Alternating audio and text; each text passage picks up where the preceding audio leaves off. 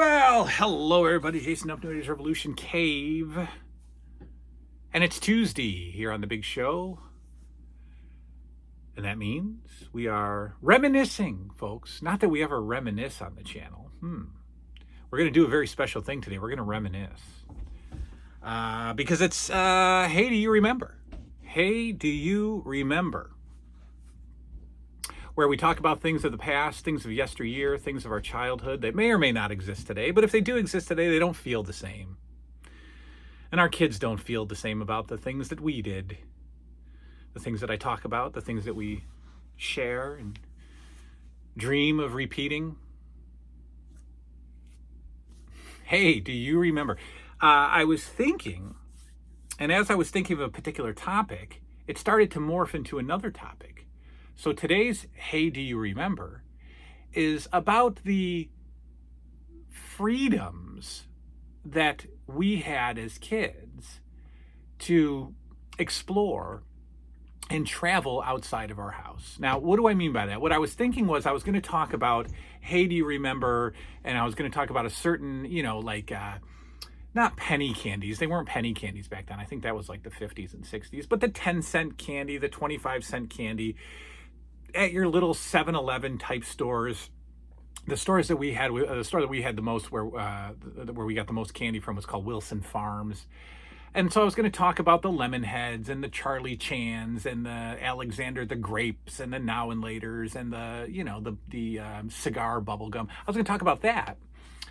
But then I thought about how I actually got to that store to buy that stuff. And it made me think of another topic. It made me think of the freedom that we had as kids. So, hey, do you remember having a ton of freedom to go where you wanted to go as kids? Memories for me begin at about 8 years old. I was 8 years old I was 8 years old in 1984. And we moved into the childhood home summer of 84, around summer of 84. Moved out January 86 or so, February 86. So I'm 8 years old living in that house. And I immediately remember being outside free.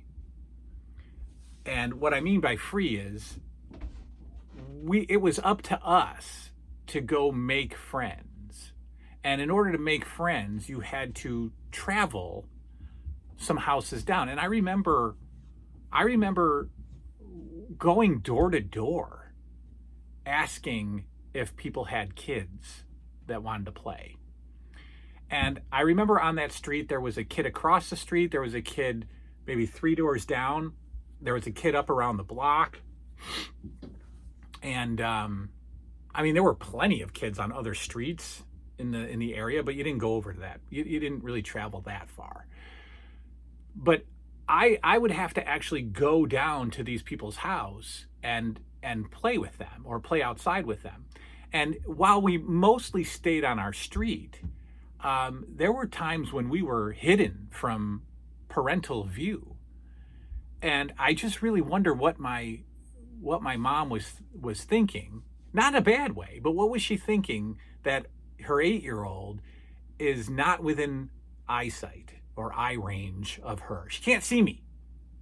Now, I might have been in somebody's backyard. I might have even ventured into somebody's house.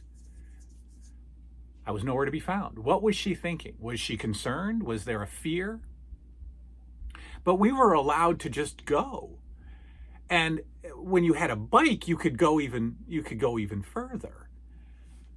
And I don't think anybody really cared. Now, I compare it to today. My kids don't go anywhere without us. Right? My kid used to play with, Liam used to play with a kid down the street. He was about 10 houses down. I would walk Liam to the kid's house Liam would call me when he wanted to come home, and I would stand at the end of my driveway and watch him walk down the street. That was the only way that was going to happen. He was not going to walk down there by himself. He got in trouble once because we live in front of, there's a school behind us, right? So we live near a big school. And further down the street, you get further into the schoolyard, right? So the kid that lives 10 doors down, hop his fence in the backyard, you're in the school field. Now, as a kid, that would have been massive for me. We would have been in that school field unsupervised all the time. He came home and he was like, we almost went to play tennis in the school field, but we couldn't find any tennis rackets. And I was like, you what? Oh yeah, you almost went to play tennis in the school field. And I was mad at him because I'm like, no, you don't just go into the school field and play tennis without letting me know where you are. I would not have called my mom and said, can I go into the school field as a kid? And my mom wouldn't have got as upset as I did about it. Why? Why were parents more free back then? And look, kidnappings, child abductions was kind of a thing in the 80s. It was kind of all the rage. I mean, that's where the milk carton comes from. And so, there was not an urban legend, but there was a true urban legend that you could get kidnapped, that kids were getting kidnapped, that vans were pulling up and, here, you want some candy or help me find my puppy. And kids were getting pulled into vans and taken and tied up and killed. Like, that was very real back then. And it was more of a thing, I think, back then. Yes, you hear about child abductions now, but not even close to the amount that we heard back then. Or maybe we were just more afraid. I don't know. But you would think that as child abductions are growing in the 80s, parents would have a tighter rein. But they didn't. I was sleeping over kids' houses very early. Liam just had his first sleepover at 11, and it took a lot for that to happen. There were other kids there. There was I forget what it was. There was something, I think it was a birthday party, and 4 or 5 of the kids were sleeping over. So then Liam called me and he's like, they're all sleeping over. And I'm like, I can't say no to this. So he had his first sleepover at 11. I was well into sleepovers by 11.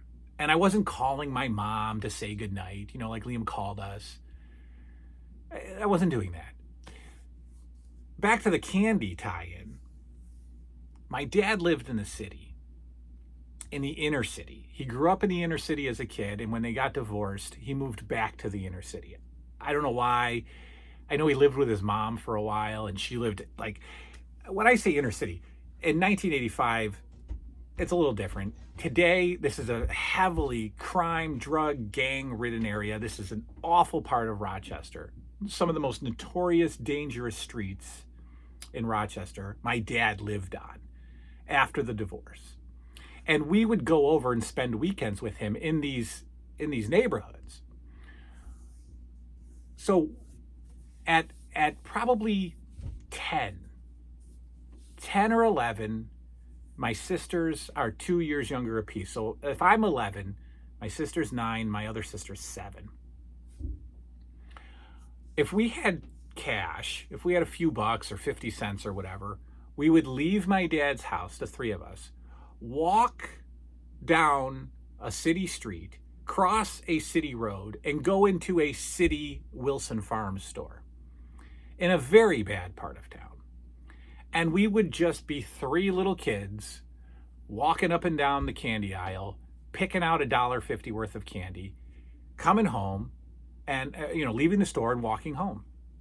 Crossing streets. I'm worried about my kid crossing the street, of course. We're crossing streets, we're going into the store. We're navigating the money. All right, here's the kid. And then we're coming back home. Is my dad standing at the end of his driveway waiting for us to come home? No. Nope. Why did we have so much freedom back then? Was it, I can't, I don't know. I don't have an answer. I can't say that times were not as bad because, I mean, were they? Is a 10-year-old in danger now more than he was back then? I don't know. I would just think that abductions were more popular in the 80s. I don't know. I don't know. Why, I had so much freedom. Why am I such a cautious parent today? And why weren't my parents, and maybe your parents, why weren't they as cautious? Why could we go do things that when I would sleep over, kids' houses, we would walk up to a park that was a mile from the house. I remember my old pal Howie and I, when I would sleep over his house, he lived about a mile from a Kmart. And at 11 years old, we would walk up to Kmart. And we would walk up a fairly busy street to get to an extremely busy street where the Kmart was.